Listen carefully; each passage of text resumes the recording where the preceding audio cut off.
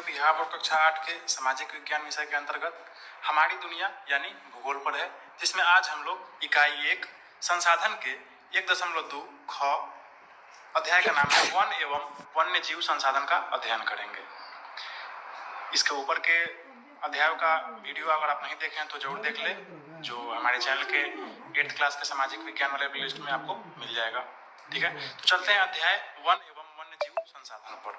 यह है आपका अध्याय वन एवं वन्य प्राणी संसाधन। इसका मतलब हुआ वन तथा वन में रहने वाले जीव जंतु। ठीक है, वही हमारे लिए क्या है, संसाधन है। ठीक है, संसाधन में हम पढ़ चुके हैं। अच्छा, यह जो अध्याय है यहाँ पे शुरू हो रहा है कि ऐसा कहा जाता है कि वन है तो हम है ना। वन है तो हम है, अगर वन नहीं है तो हम नहीं है। इसका मतलब क्या हुआ, अगर वन है तभी आप जिंदा है, और वन अगर नहीं रहेगा तो आप जिंदा नहीं रहेंगे, आप मर जाएंगे। ऐसा क्यों? तो देखिए, आप जो सांस लेते हैं, आप कौन सा सांस लेते हैं? ऑक्सीजन लेते हैं। ठीक है, वह ऑक्सीजन कहाँ से आता है? वह ऑक्सीजन वन हमें देता है, पेड़ पौधा जो कार्बन डाइऑक्साइड लेता है और वह छोड़ता है ऑक्सीजन, तो वही ऑक्सीजन हम लोग लेते हैं, है ना। तो अगर पेड़ पौधा वन नहीं रहेगा तो हम लोग ऑक्सीजन कहाँ से लेंगे? तो हम लोग ऐसे ही ऑक्सीजन लेते लेते खत्म कर देंगे ऑक्सीजन, और एक दिन मर जाएंगे हम लोग। ठीक है, तो पेड़ पौधा वन का रहना हमारे लिए जरूरी है। ठीक, अच्छा, इसके अलावे भी देखिए वन का क्या उपयोग है। अगर वन नहीं रहेगा तो जंगली जानवर, पशु पक्षी जितने भी होते हैं वो सब कहाँ रहेंगे, है ना।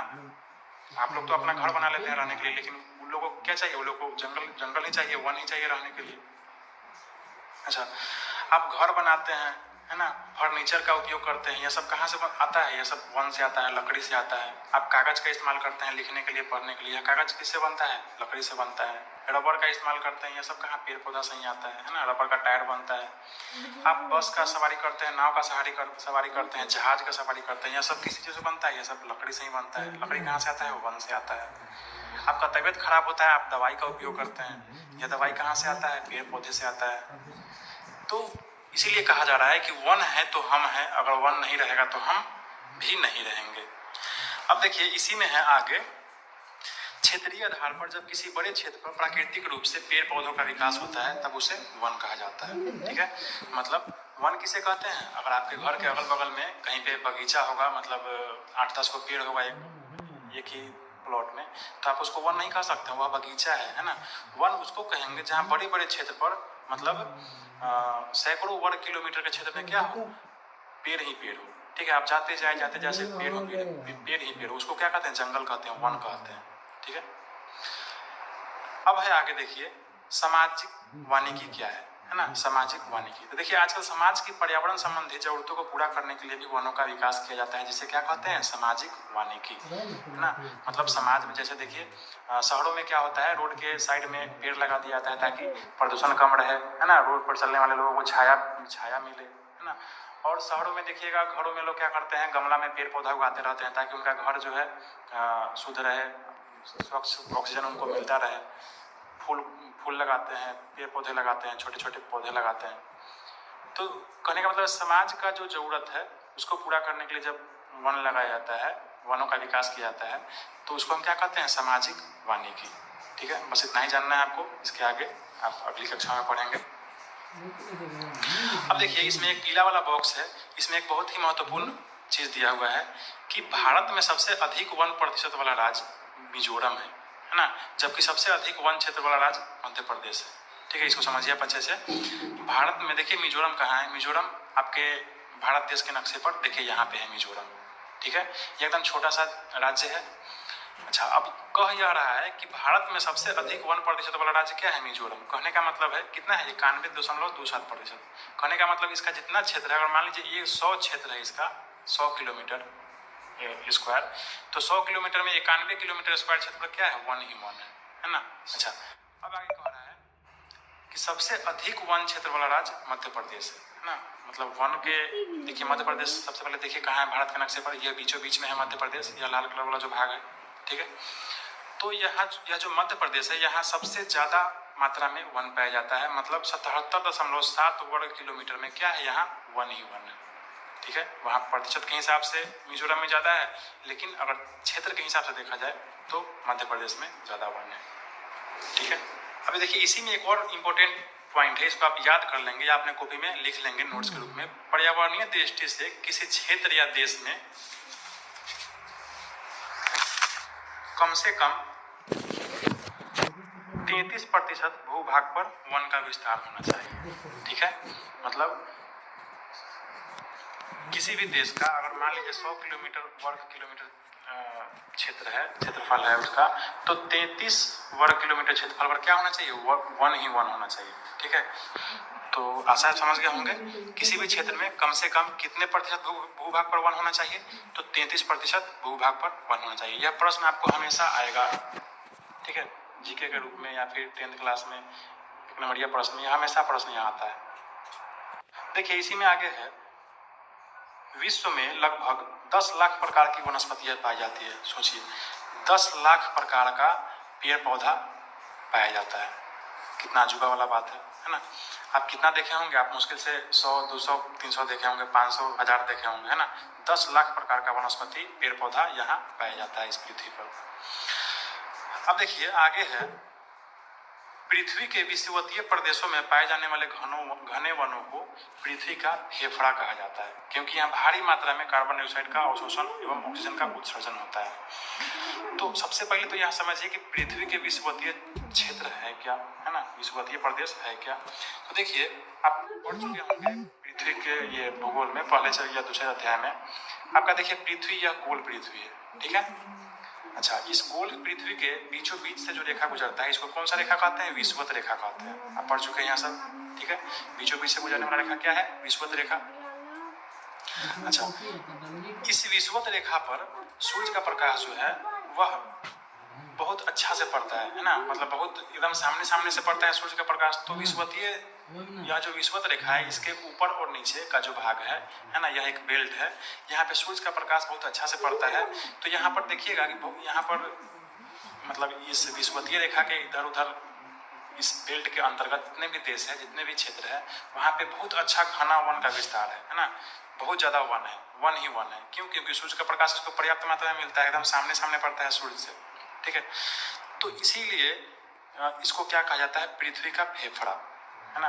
अब पृथ्वी का फेफड़ा क्यों कहा जाता है, देखिए आपके शरीर में फेफड़ा जो है उसका क्या काम है, आपके शरीर का जो फेफड़ा है उसका काम है कार्बन डाइऑक्साइड को बाहर निकाल देना और ऑक्सीजन को लेना, ठीक है। तो यहाँ पे पृथ्वी का जो फेफड़ा है, यह पेड़ पौधा, यह सब मतलब इस विषुवतीय प्रदेश में जो जितने भी पेड़ पौधा है, वन का विस्तार है, यह क्या करता है, कार्बन डाइऑक्साइड का अवशोषण करता है और भारी मात्रा में ऑक्सीजन का उत्सर्जन करता है, ठीक। अब ज्यादा मात्रा में ऑक्सीजन का उत्सर्जन करता है तो हम लोग कौन सा गैस लेते हैं, हम लोग ऑक्सीजन लेते हैं, ठीक है। तो ये हमारे लिए क्या है, लाभदायक है। इसीलिए पृथ्वी के विषुवतीय प्रदेशों में पाए जाने वाले घनों वनों को क्या कहा जाता है, पृथ्वी का फेफड़ा कहा जाता है, ठीक है। इसको आप याद कर लेंगे।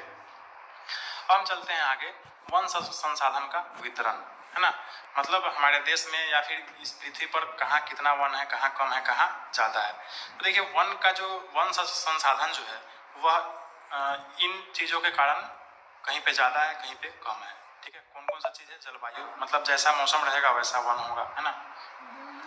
उच्चावच, मतलब वहाँ का जो स्थल है वह कितना ऊंचा नीचा है, ठीक। मृदा, मिट्टी कैसा है। स्थलाकृति की ढाल, है ना, वहाँ का जो स्थल है उसका ढाल कितना है। आर्द्रता, मतलब वहाँ का जो हवा है उसमें पानी का मात्रा है कितना है। तो यह सब बात जो है वह निर्भर करता है कि वहाँ वन कैसा होगा, ठीक है। तो इस आधार पर आपके देश में जो वन है ना, वह 4 भागों में बटे हुए, वर्गीकृत किए हुए, ठीक है। पहला है देखिए सदाबहार वन, दूसरा है पतझड़ वन, तीसरा है मिश्रित वन और चौथा है शंकुधारी वन, ठीक है। इसको आप याद कर लेंगे, लिख भी लेंगे अपने कॉपी में। भारत में कितने प्रकार के वन है, तो सदाबहार वन, पतझड़ वन, मिश्रित वन और शंकुधारी वन, ठीक। तो हम चलते हैं, पहला इसमें जो हमारा है सदाबहार वन, इसको समझते हैं यह है क्या, ठीक है।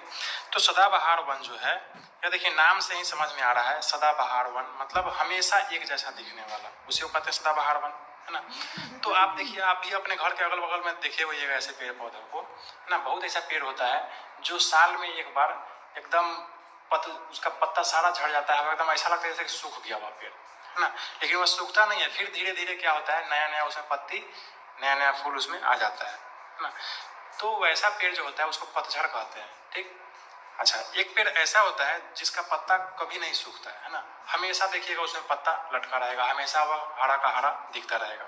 तो वैसे पेड़ को क्या कहेंगे हम? सदाबहार वन, है ना। तो सदाबहार वन वैसा ही पेड़ होता है, ठीक। इसका पत्ता एक बार में नहीं गिरता है, धीरे धीरे गिरता है, ठीक है। मतलब एक पत्ता गिरा तो दूसरा पत्ता पेड़ में रहता है ना।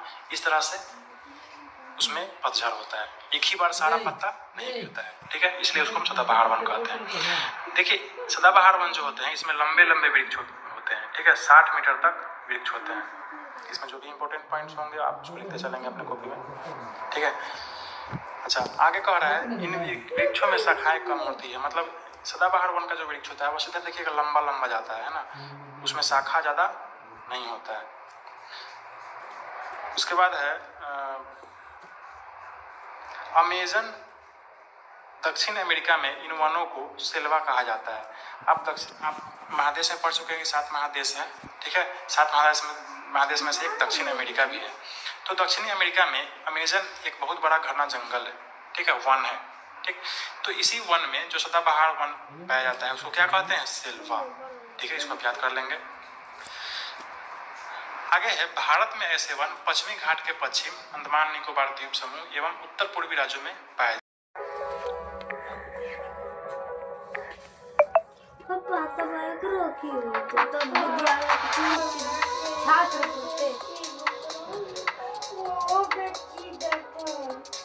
पटलो रे में पेज लगी तो करना हमें पटलो डिस्लेशन पूरा व्यू बता देंगे।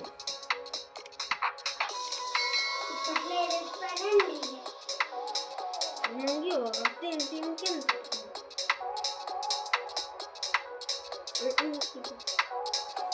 भाभी और मानना करते हैं।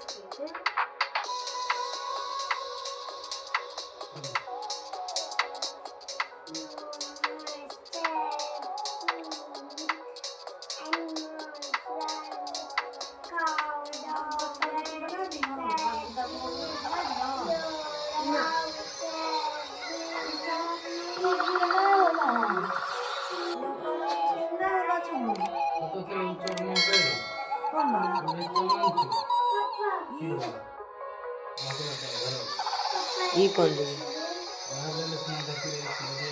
ई बस ये यहाँ करो के बासमती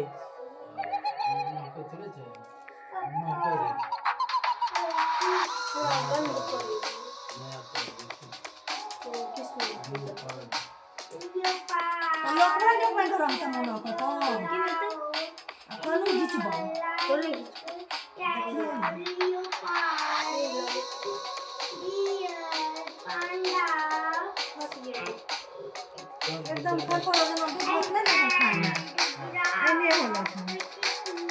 एने होला था तब हम कोहटी के लिए चला हां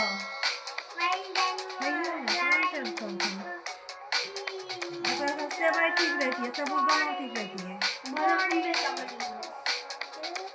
रसिए बना ले एक बाबा जे बचवा न था रसिए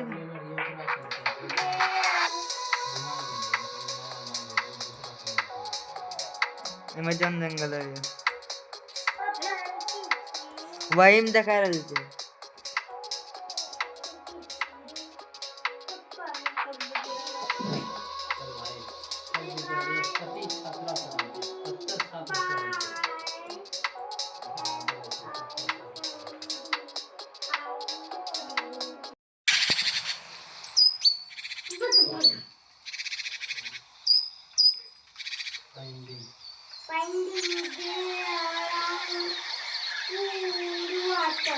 नया गलो ये क्या खोलो पूरा दो बाबा के ले ला तो आबो बाबा के आबो ले ला दो ये कितना खोले गई पुराना हो पुराना वक्त में ये पुराना हो वक्त पुराना नहीं रहे लेकिन पुराने रहे ये ज्यादा पुराना हो देखा लो ये नया है ये दूसरा है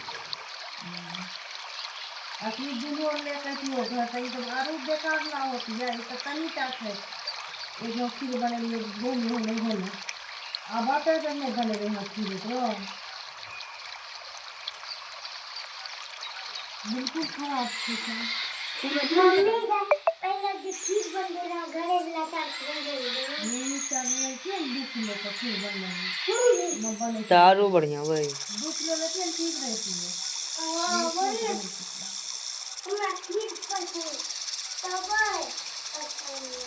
दो तीन मिनट बना छूट गया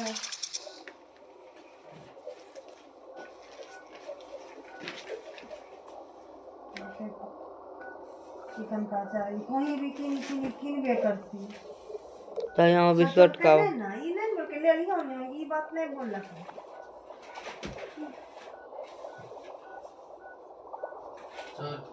इतना बोल रहा है आलू होता है बड़ा बड़ा नहीं भर ले इतना आलू कोई इधर लो होता है इसलिए तो नहीं है ना होता है या बाजारों सुन लगा उतने को पोते चोकलो हमरा खीर पसंद है सबल और की कहे साबुदाना साबुदाना भी अच्छा लगे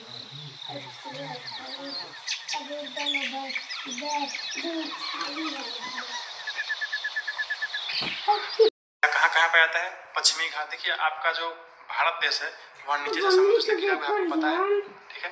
तो समुद्र से जो घिरा हुआ है तो यह जो है यह कौन सा घाट है? यह पश्चिमी घाट है और यह वाला जो घाट है यह पूर्वी घाट है, ठीक है। तो सदाबहार वन कहाँ पे आता है? पश्चिमी घाट।